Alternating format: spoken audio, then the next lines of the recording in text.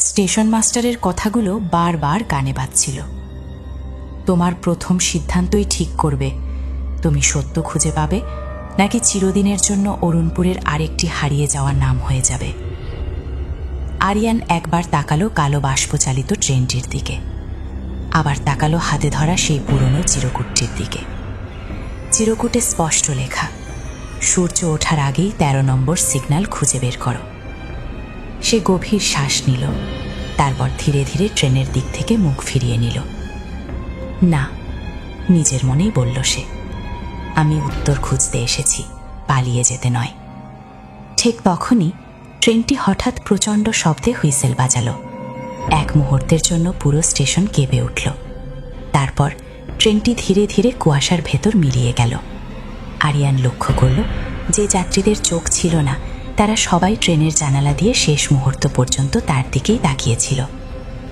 Station master লণ্ঠন উঁচু করলেন। আমার সঙ্গে এসো। দুজনে স্টেশনের পেছনে সরু রেল লাইন ধরে হাঁটতে শুরু করল। চারদিকে অদ্ভুত নীরবতা, শুধু বাতাসের শব্দ। হঠাৎ রেল লাইনের পাশে সারি সারি সিগন্যাল পোস্ট দেখা গেল। 1, 2, 3, প্রতিটি সিগন্যালে নম্বর লেখা। আরিয়ান গুনতে শুরু করল। 4, 5, 6, কিন্তু আশ্চর্য ব্যাপার, 12 নম্বর সিগন্যালের পরেই শেষ। এরপর আর কোনো সিগন্যাল নেই। আরিয়ান অবাক হয়ে বলল, 13 নম্বর কোথায়? স্টেশন মাস্টার মৃদু হেসে বললেন, যেটা সবাই দেখতে পায় সেটা কখনো 13 নম্বর নয়। কথাটি শেষ হতেই তার হাতে থাকা লণ্ঠনের আলো হঠাৎ নিভে গেল। চারপাশ আবার অন্ধকার। ঠিক সেই মুহূর্তে মাটির নিচ থেকে যেন ধাতব কিছু নড়ে ওঠার শব্দ এলো। কেচ কেচ।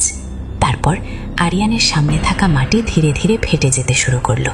ফাটলের ভেতর থেকে উঠে এলো একটি মরিচা ধরা সিগন্যাল পোস্ট, যেন এতক্ষণ সেটি মাটির নিচে লুকিয়েছিল। সামনে স্পষ্ট লেখা 13। আরিয়ানের শরীর শিউরে উঠল। এটাই কি সেই সিগন্যাল? সে ধীরে ধীরে এগিয়ে গেল। সিগন্যালের নিচে একটি লোহার বাক্স। বাক্সটির ওপর ধুলো জমে আছে, কিন্তু তালা নেই। আরিয়ান ঢাকনাটি তুলতেই ভেতরে একটি পুরনো ডায়েরি আর একটি পকেট ঘড়ি। ঘড়িটি বন্ধ হয়ে আছে, কাঁটা আটকে আছে 12টা 3 মিনিটে। ঠিক সেই সময়, যেই সময় থেকে তার নিজের ঘড়িটিও থেমে আছে। সে ডায়েরিটি খুলল। প্রথম পাতায় লেখা, যদি তুমি এই ডায়েরি পড়ো তাহলে বুঝবে তুমি আর আগের পৃথিবীতে নেই। আরিয়ানের বুক থক করে উঠল। সে দ্রুত পরের পাতা উল্টালো। সেখানে লেখা, অরুণপুর কোনো সাধারণ স্টেশন নয়।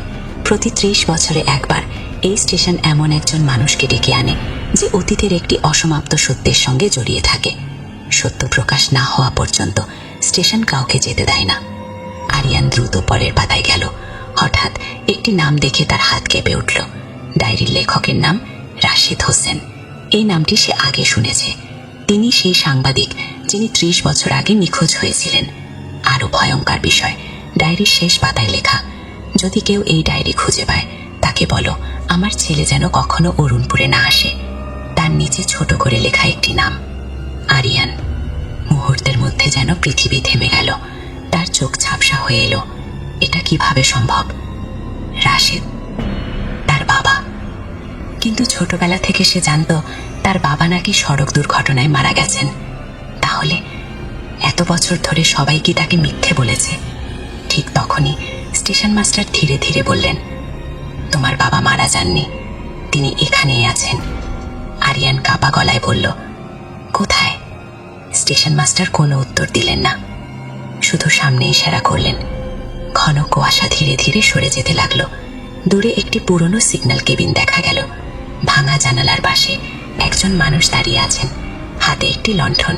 মুখ স্পষ্ট দেখা যাচ্ছে না, কিন্তু তিনি ধীরে ধীরে হাত তুলে ইশারা করলেন। আরিয়ানের মনে হলো এই ভঙ্গিটি সে আগে কোথাও দেখেছে।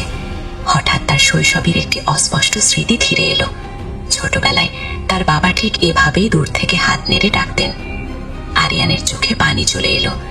সে আর এক মুহূর্তও দেরি করল না। পুরো শক্তি দিয়ে সেই মানুষটির দিকে দৌড়াতে শুরু করলো। কিন্তু যতই সে দৌড়ায়, লোকটি ততই দূরে সরে যেতে থাকে। ঠিক তখনই পেছন থেকে স্টেশন মাস্টারের চিৎকার ভেসে এলো, দৌড়াবে না, ওটা তোমার বাবা নয়। কিন্তু ততক্ষণে অনেক দেরি হয়ে গেছে। আরিয়ান কেবিনের দরজা খুলে ভেতরে ঢুকে পড়ল। ঘরের ভেতরে কেউ নেই, শুধু একটি পুরনো আয়না, আর আয়নার ওপর লাল রঙে লেখা, অরুণপুর তোমাকে সত্য দেখায় না, তোমার সবচেয়ে বড় আকাঙ্ক্ষা দেখায়।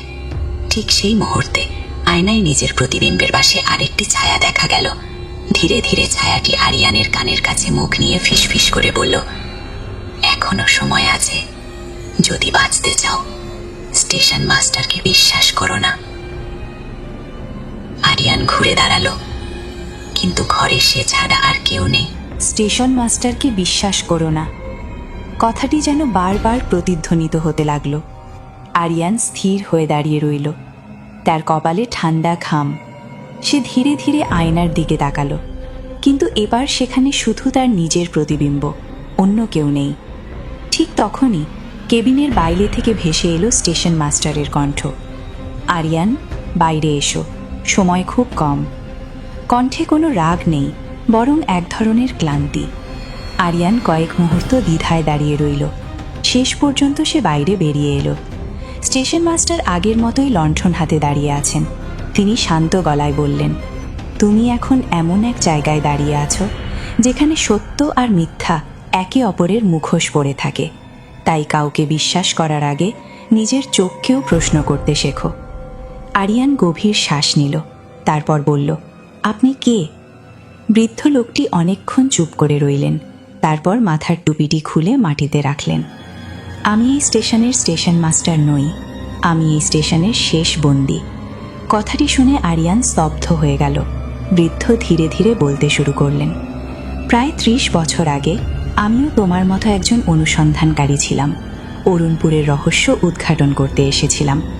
কিন্তু এই স্টেশন মানুষকে বন্দি করে দেয় না, মানুষ নিজেই নিজের ভয়, অনুশোচনা আর অসমাপ্ত স্মৃতির মধ্যে বন্দি হয়ে যায়। যতক্ষণ না সে নিজের সত্যকে মেনে নিতে পারে, ততক্ষণ এই জায়গা তাকে ছাড়ে না।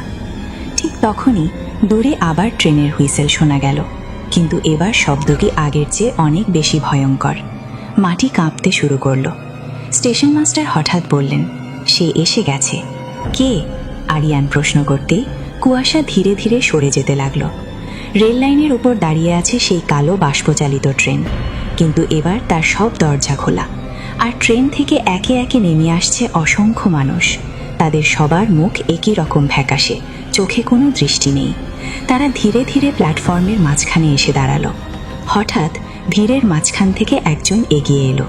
মধ্যবয়সী একজন মানুষ, পরনে পুরনো সাংবাদিকের জ্যাকেট, হাতে একটি ক্যামেরা। আরিয়ানের বুক কেঁপে উঠল। লোকটির মুখ তার শৈশবের অ্যালবামে দেখার সেই মুখের সঙ্গে হুবহু মিলে যায়। সে কাঁপা গলায় বলল, বাবা। লোকটি মৃদু হেসে মাথা নাড়লেন। হ্যাঁ আরিয়ান, আমি রাশেদ। আরিয়ানের চোখ ভিজে উঠল। সে দৌড়ে বাবাকে জড়িয়ে ধরতে গেল, কিন্তু তার হাত লোকটির শরীর ভেদ করে চলে গেল, যেন তিনি কেবল একটি স্মৃতি। রাশেদ শান্ত কণ্ঠে বললেন, আমি আর বেঁচে নেই। অনেক বছর আগে সত্যের পেছনে ছুটতে গিয়ে আমি নিজের পরিবারকে ভুলে গিয়েছিলাম। শেষ মুহূর্তে বুঝেছিলাম সবচেয়ে বড় সত্য কোনো রহস্য নয়, পরিবার। তিনি নিজের ডায়েরিটি আরিয়ানের হাতে তুলে দিলেন। এই ডায়েরিতে সব সত্য লেখা আছে, কিন্তু মনে রেখো, মানুষের কৌতূহল যদি তার মানবিকতাকে হারিয়ে ফেলে, তাহলে সেই সত্যের কোনো মূল্য থাকে না। ঠিক তখনই আকাশে বজ্রপাত হলো। পুরো স্টেশন আলোয় ভরে গেল। স্টেশন মাস্টার চিৎকার করে বললেন, আরিয়ান, সূর্য উঠতে আর কয়েক মিনিট বাকি। এখনই সিদ্ধান্ত নাও, তুমি কি এই রহস্য নিয়ে এখানেই থেকে যাবে, নাকি সত্য নিয়ে ফিরে যাবে? আরিয়ান চারদিকে তাকালো। তার একদিকে দাঁড়িয়ে বাবা, অন্যদিকে ধীরে ধীরে উঁকি দিচ্ছে ভোরের প্রথম আলো। সে চোখ বন্ধ করল, তারপর ধীরে ধীরে বলল, আমি ফিরতে চাই, কারণ সত্য মানুষকে বন্দি করার জন্য নয়, মুক্ত করার জন্য। কথাটি বলার সঙ্গে সঙ্গে রাশেদ হেসে উঠলেন। আজ তুমি সেই ভুল করলে না, যে ভুল আমি করেছিলাম। ধীরে ধীরে তার অবয়ব কুয়াশার সঙ্গে মিলিয়ে যেতে লাগলো। স্টেশন মাস্টারও শান্ত হাসি দিলেন। অবশেষে অরুণপুর আরেকটি আত্মাকে মুক্তি দিল। মুহূর্তের মধ্যেই চারদিকে প্রবল আলো ছড়িয়ে পড়ল। আরিয়ান হঠাৎ চোখ খুলল। সে একটি সাধারণ রেল স্টেশনের বেঞ্চে শুয়ে আছে। চারদিকে সকালের ব্যস্ততা, মানুষজন স্বাভাবিকভাবে চলাফেরা করছে। তার ফোনে আবার নেটওয়ার্ক ফিরে এসেছে। ঘড়িতে সকাল 6:15। সে অবাক হয়ে চারদিকে তাকালো। কোথাও অরুণপুর নেই, কোনো ভাঙা প্ল্যাটফর্ম নেই, কোনো কুয়াশা নেই, সবকিছু যেন একটি স্বপ্ন। ঠিক তখনই সে ব্যাগ খুলল। ভেতরে সেই পুরনো ডায়েরি এবং 12:03 থেমে থাকা পকেট ঘড়িটি। সবকিছু তাহলে সত্যিই ঘটেছিল। বহু মাস পরে আরিয়ান একটি বই প্রকাশ করল। বইটির নাম হারিয়ে যাওয়া স্টেশন।